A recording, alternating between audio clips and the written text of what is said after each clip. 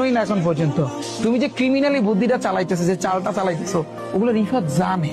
তুমি যে 50 জন ফিট করছো, আমি ইচ্ছা করলে 200 জন ফিট করতে পারি, বুঝছো? তুমি যে লেভেলের খেলোয়াড়, পাক্কা খেলোয়াড়, ও লেভেলের খেলা কিন্তু আমি খেলতে পারি, বুঝো না? আমি যদি শুরু করি তাহলে কিন্তু আন্দার হয়ে যাবে সবকিছু।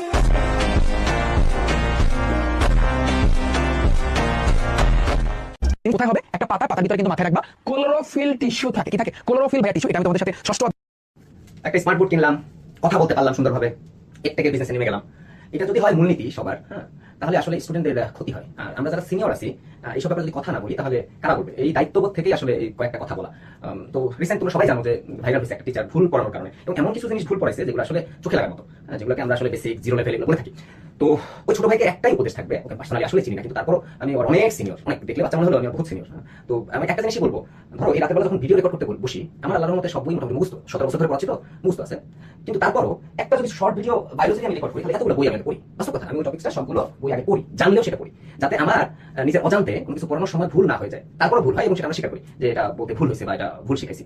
তো পড়ানোর সময় অবশ্যই এই জিনিসটা খেয়াল রাখা উচিত। হ্যাঁ, আমাদের সব টিচারই আমরা যারা আছি, একটু যাতে সঠিকটা আমরা স্টুডেন্টদেরকে দেই, তাদেরকে আমাদের যাতে উদ্দেশ্য এটাই না হয় যে আমি শুধু ভাইরাল হবো, আমি টাকা কামাবো, আমার স্টুডেন্টকে ডাইরেক্ট শুধু কমন ফেলাবো। এই উদ্দেশ্যটা আসলে স্টুডেন্ট শিক্ষার্থীদের পড়াশোনার মানকে প্রশ্নবিদ্ধ করে এবং ভবিষ্যতের বাচ্চাদের আসলে আগ্রহ নষ্ট করে। তো আশা থাকবে তুমি রিফাত, তুমি অবশ্যই এটা সংশোধন করবা। হ্যাঁ, আমার পক্ষ থেকে তোমার কাছে অনুরোধ থাকলো, হ্যাঁ, তুমি এটা সংশোধন করে আর একটু পড়াশোনা করে যে ইজি জিনিস যেগুলো সেগুলো যাতে খুবই ভুল না হয় পড়ানোর সময়, এটা একটু খেয়াল রাখবা। ধন্যবাদ সবাইকে। আসল জিনিসটাই নেই, এডুকেশনটাই নাই, আছে খালি ফাতরামি আল্লাহ। ওরা যদি এখন সাদা বোর্ড দেওয়া যেত, স্মার্ট বোর্ড বাদে সাদা বোর্ড দেওয়া যেত, তাইলে বুঝাইতো যে কে কত পড়াতে পারে। এই যে এখন এডটেক ফেডটেক কত শব্দ, এর সাথে টেক, আহা, আসল জিনিসটাই নেই, এডুকেশনটাই নাই, আছে খালি ফাতরামি আল্লাহ। হ্যাঁ, সবাই যদি এখন সাদা বোর্ড দেওয়া যেত, স্মার্ট বোর্ড বাদে সাদা বোর্ড দেওয়া যেত, তাইলে বুঝাইতো যে কে কত পড়াতে পারে, কার ভিতরে কতটুকু বোঝায়। তোমরা স্টুডেন্টরা ধৈর্যশীল হও, সহনশীল হও। তোমরা যেভাবে লেখাপড়া করো, এটা আসলে লেখাপড়ার নাম না। লেখাপড়া করতে হয় আরেকটু বুঝে শুনে, যে আমি একটা জিনিস পড়তেছি, এটা কেন, এটা এইরকম কেন, প্রশ্ন করতে পারতে হবে। একটা স্টুডেন্টের মুক্ত চিন্তা করতে পারতে হবে। আর এখনকার এমন একটা বিশ্রী সময় আমরা দাঁড়াইছি যে কেউ ভাবে না, এখন স্টুডেন্টরা ভাবে না, চিন্তা করে না যে আসলে কেন হইল শোষণ, কেন হইল অন্তর্জাতিক কেন হইল, বা একটা স্টুডেন্ট চিন্তা করে না যে আমি রোহিণ উদ্ভিদ পড়লাম বা আমি নড়িউলটা পড়লাম, এটা কেন, বা এটা এরকম কেন, এরকম না কেন, একটু ভাবিত। এই যে ভাবনা চিন্তার যে জায়গাটা, এটা প্রতিনিয়ত কমতেছে আমাদের। তো এই জন্য স্টুডেন্ট তোমাদেরও বলছি যে তোমরা একটু চিন্তাশীল হও, একটু ধৈর্যশীল হও। বেশি লাফালাফি উড়াউড়ি এগুলো আসলে লেখাপড়ার ক্ষেত্রে মানে বাধা এবং বেদনাদায়ক। সো একটু চিন্তা করতে হবে, আমি একটা সাবজেক্ট পড়তেছি, এটা একটু ইন ডেপথে যাওয়া, আর একটু ভাবা যে এটা আমার লাইফের কোথায় কাজে লাগতেছে, কিভাবে আমি পড়বো, বইয়ে যতটুকু আছে এতটুকু আমার জন্য যথেষ্ট নাকি, আমি আরেকটু ভাববো, রাইট? যেহেতু মুক্ত চিন্তা পাঠাতে হবে, এই যে মুক্ত চিন্তা, এই মুক্ত চিন্তা করতে পারতে হবে। তোমরা যারা এখনকার সময় আসো, এডটেক শব্দটা দিয়ে যতটুকু ফ্যান্সি ওয়ার্ড বোঝানো হয়, আসলে লেখাপড়ার ডেপথ আস্তে আস্তে হালকা হচ্ছে। উপরে ফিটফাট, ভেতরে সদরঘাট, যে একটা টার্মিনোলজি আছে, ফ্রেজিং আছে, এটাই অনেক বেশি দেখা যাচ্ছে। সো লং রানে তোমরা যেন ভালো করো, এই জন্য 9-10 এর বেসিকটা স্ট্রং করার কোনো বিকল্প এটা মাথায়। আমার সময় নষ্ট করতে চাই না, বিদায় নিচ্ছি তোমাদের কাছ থেকে।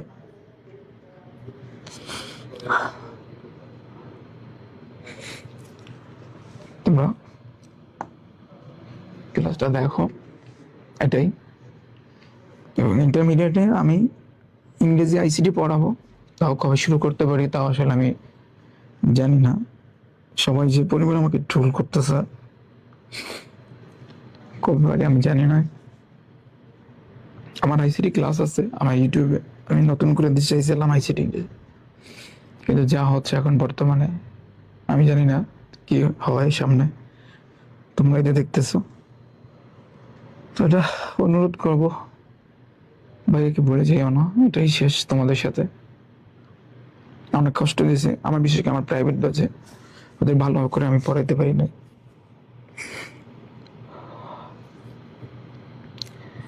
আমি আসলে আজকে কিছু কথা বলতে যাচ্ছি আবারও, যে আসলে আমার ভুলগুলা নিয়ে, বা যেই ভুলগুলা আপনারা আসলে বের করেছেন, বা যত টিচার আছেন বা যারা আমাকে নিয়ে আসলে বর্তমানে ট্রোল করতেছেন।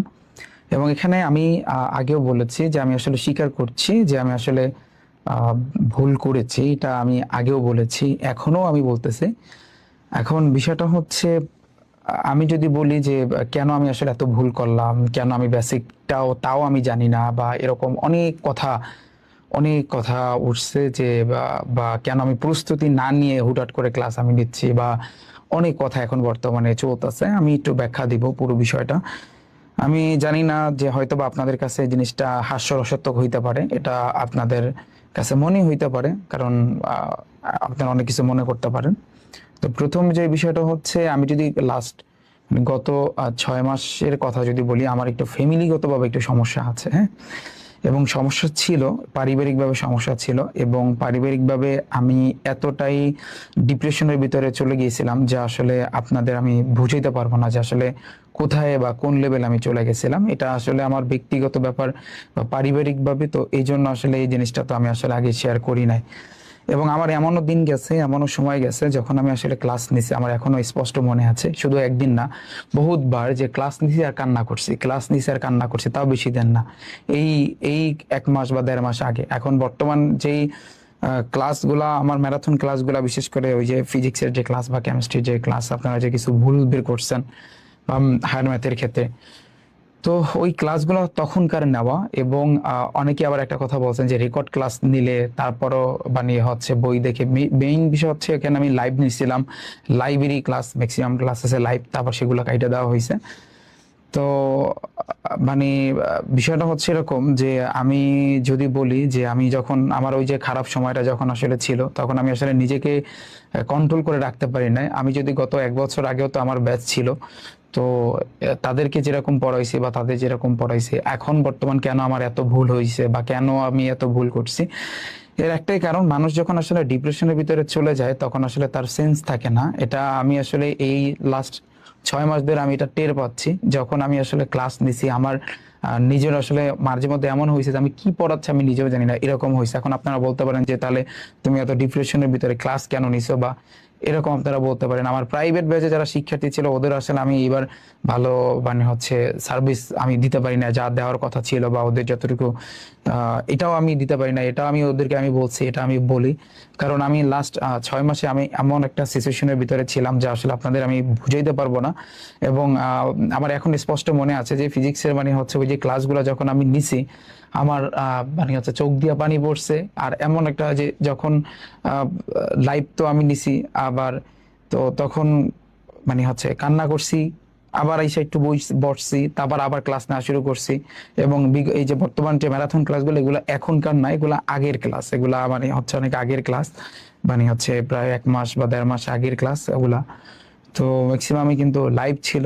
তো বিষয়টা হচ্ছে এরকম, এই জন্য আসলে আমার মেইন সমস্যাটা হয়েছে। এটা আমি হয়তো বা আগে কখনো প্রকাশ করি নাই, এখন আমি প্রকাশ করলাম যে আমার মানে আমি অনেক ডিপ্রেশনের ভিতরে ছিলাম, এমন একটা পর্যায়ে গেছিলাম, একমাত্র আমার পাশে যে স্যাররা ছিল তারাই জানে যে আসলে আমি আসলে কোন পর্যায়ে চলে গেছিলাম। কারণ ছোট্ট ছোট্ট যে বেসিকে আমার আসলে যে এতটা ভুল, এটা আমি দেখে আমি নিজেও অবাক হয়ে যাচ্ছি যে আমার আসলে এইরকম ভুল আমার কখনো হয় না এর আগে। আমি কখনো এটা মানে আমি নিজেও মানতে পারতেছি না যে আমার আসলে এত ভুল কিভাবে হইলো।